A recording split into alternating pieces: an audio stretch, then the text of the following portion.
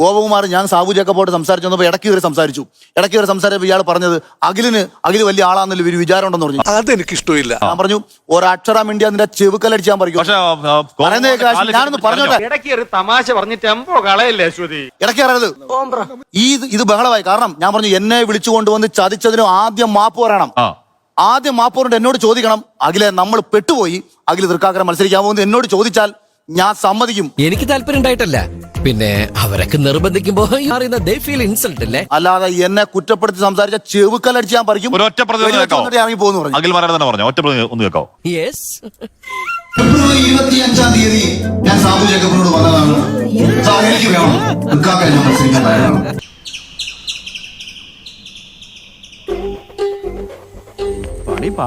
അപ്പൊ അദ്ദേഹം പറഞ്ഞു പെരുമ്പാവൂരാണ്, കുന്നത്തുനാട് കഴിഞ്ഞാൽ പിന്നെ നമ്മൾ അടുത്ത A ക്ലാസ് മണ്ഡലം. ഞാൻ പറഞ്ഞു അല്ല നമുക്ക് തൃക്കാക്കര ജയിക്കാൻ പറ്റും. അങ്ങനെ ഞാൻ തീരുമാനിച്ചുറപ്പിച്ച് തെരഞ്ഞെടുത്ത മണ്ഡലത്തിലേക്ക് എന്നെ എത്തിച്ചത് ഈശ്വരനാണെന്നാണ് ഞാൻ വിശ്വസിക്കുന്നത്. പറയുന്ന നിനക്കില്ലേലും കേൾക്കുന്ന എനിക്കില്ലടാ ഒരു ചളുപ്പ്. മറുപടി പറയാം.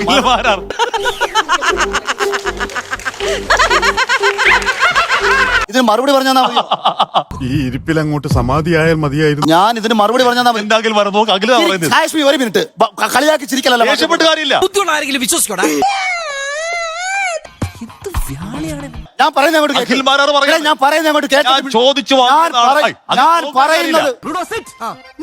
വെറുതെ വയലന്റ് ആയിട്ട് കാര്യമില്ല. സൈലന്റ് ആയിട്ടും കാര്യമില്ല. ഞാൻ പറയുന്നത് ചോദിക്കുക. ഇത് കാണിച്ചല്ലോ, ഇനി ഞാൻ പറയും. മാവനെ കൊണ്ട് അതിനൊന്നും ആവൂലെന്നേ. അഖിൽമാരാ പ്രവോക്കണ കാര്യമില്ല. പറഞ്ഞാണിത് എന്താ പറഞ്ഞതാണെന്ന്. പിന്നെ ഒരു തെരഞ്ഞെടുപ്പിൽ മത്സരിക്കുമ്പോൾ ജയിക്കാൻ വേണ്ടി എനിക്ക് പലതും പറയേണ്ടി വരും. പക്ഷേ ഇത് സത്യമുണ്ട്.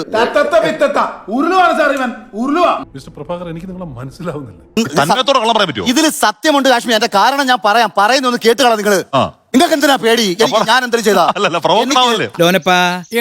ഉണ്ടുപോക്കി കാണിക്കരുത്. ഇല്ല ഏട്ടാ. അഖിൽമാരാർ പറയാണ് 25,000 ബൈക്ക് വിറ്റു. അഖിൽമാരാരുടെ സ്ഥാനാർത്ഥം പ്രഖ്യാപിച്ചിട്ട് പിറ്റേന്നാൾ അഖിലിന്റെ അക്കൗണ്ടിലേക്ക് 5 ലക്ഷം രൂപ 20 രൂപ കണക്കാൻ കാണിക്കാം. എന്റെ പൊന്നെ 10,000 ഈ ഹാഷ്മി 5 ലക്ഷം രൂപ തന്നോ?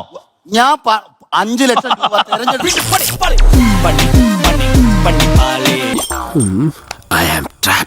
അഖിൽമാരാർ ബൈക്ക് വിറ്റ പൈസ അഖിലിന്റെ വേറെ കടം വിട്ടാനായിരിക്കും. ഒരു ബൈക്കും വിറ്റ് അഖിൽമാർ 5ന്റെ നയാ പൈസ തൃക്കാക്കരയിൽ ചെലവാക്കിയിട്ടില്ല. തിരിച്ചടിക്കണ ജാതി തന്നെ ഇപ്പൊ ഞമ്മക്ക് പെരുത്തി വിശ്വാസമായി. അതടക്കം 2020 എനിക്ക് 100% പൈസ തന്നിട്ടുണ്ടെങ്കിൽ പറയാമോ? ഞാൻ തെളിവ് കാണിക്കാൻ, ഞാൻ കണക്ക് കാണിക്കാൻ. ഞാൻ പറഞ്ഞോട്ടെ. മുണ്ടാണ്ട് ഓട്ട ബായി മൂടി അവിടെ കുത്തിയിരുന്ന നിങ്ങളുടെ പ്രശ്നം നിങ്ങൾ ഇതെല്ലാം കാണത്തില്ലെന്നേ. ഒരുത്തൻ ഡ്രസ് ഇട്ട് തുടങ്ങും, അവന്റെ ജെട്ടിയുടെ ഫോട്ടോ എടുത്തിട്ട് ഇവൻ ഇങ്ങനെ നടക്കുന്നതെന്ന് പറഞ്ഞാൽ എങ്ങനെ ഇരിക്കും? ഞാൻ ബാക്കി ഇടുന്നത് കാണ്, എന്റെ ബാക്കി ഡ്രസ് കാണും. നിങ്ങൾ ഇങ്ങനെയൊക്കെ പറഞ്ഞ എന്ത് ചെയ്യൂല്ലേ? ജട്ടിയാ കണ്ടത് അതിനകത്ത്. ജട്ടി കണ്ടതാ ഓഡിയോയിൽ ജട്ടിയാ കാണുന്നത്. സാമ്പത്തികം അക്കോമഡേഷൻ ജട്ടിയാ കാണുന്നേ. രാഷ്ട്രീയം പ്രത്യയശാസ്ത്രം മണ്ണാൻ കട്ടയാ. അഖിലേ പ്രകാശ, ഇതാണ് ചരിത്രത്തിന്റെ തിരിച്ചടി. ഞാനിങ്ങനെ നോക്കിയപ്പോ അഖില് പറഞ്ഞത് പാവപ്പെട്ടവർക്ക് വേണ്ടി പോരാടാൻ വേണ്ടിയിട്ടാ രാഷ്ട്രീയത്തിൽ വന്ന. പക്ഷെ ഇതേ അഖില് തന്നെ അഖിലിന് സ്ഥാനം കിട്ടിയില്ലെന്നും പണം കിട്ടിയില്ലെന്നും പണം വീതം വെച്ചതിൽ കിട്ടിയില്ല അങ്ങനെ വഴക്കൂടി. അങ്ങനെ ഞാൻ പറഞ്ഞിട്ടേ അഖില് തന്നെ ആഷ്മിയോട് പറഞ്ഞ അഖിലിന് പൊളിറ്റിക്സ് ഒരു പ്രൊഫഷൻ ആണെന്ന്. പൊളിറ്റിക്സ് ഒരു പ്രൊഫഷനായിട്ട് കാണുന്ന ഒരാള് എങ്ങനെയാണ് പാവപ്പെട്ടവർക്ക് വേണ്ടി പോരാടുക?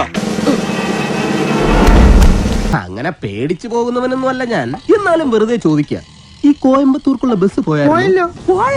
ഞാൻ പറയാം. അല്ല, പാവപ്പെട്ടോട് പോരാടാൻ രാഷ്ട്രീയമാണോന്നും ഇല്ലോ ഉണ്ടോ? വേണ്ട. നീ എവിടെയെങ്കിലും ഉറച്ചു നിൽക്കണം. അഖിൽമാരാർ ഇന്നത്തെ അല്ല നാളത്തെ അല്ല മറ്റന്നാൾ 2 കൊല്ലം കഴിയട്ടെന്ന് പറഞ്ഞു. 2 മാസം കഴിയുമ്പോൾ അഖിൽമാരാർ ഒരുപാട് മാറ്റാണ്. അതെന്താ എന്ന് ചോദിച്ചാ ഞാൻ അങ്ങനെ തന്നെ അത്ര തന്നെ. മഹാത്മാഗാന്ധി ഉൾപ്പെടെ അതൊന്ന് അടിച്ചു നോക്ക്. ഗാന്ധി പറഞ്ഞിട്ടുണ്ട്. ഞാൻ പറഞ്ഞത് ഈ ലോകത്ത് എനിക്ക് വായി തോന്നുന്ന ക്യാമറ ആദ്യം നീ നന്നാകാൻ നോക്ക്, എന്നിട്ട് മതി സ്വയം നന്നാകുന്നത് കേട്ടാ. ഞാൻ എന്നെ ഗാന്ധിയായിട്ട് കമ്പയർ ചെയ്തല്ലോ. സ്റ്റേറ്റ്മെന്റ് കോട്ട് ചെയ്തതാണ്. നീ വാ പൊളിക്കരുത് പ്ലീസ്. പിന്നെ ഒരു കാര്യം ചെയ്യാം, രാവിലെ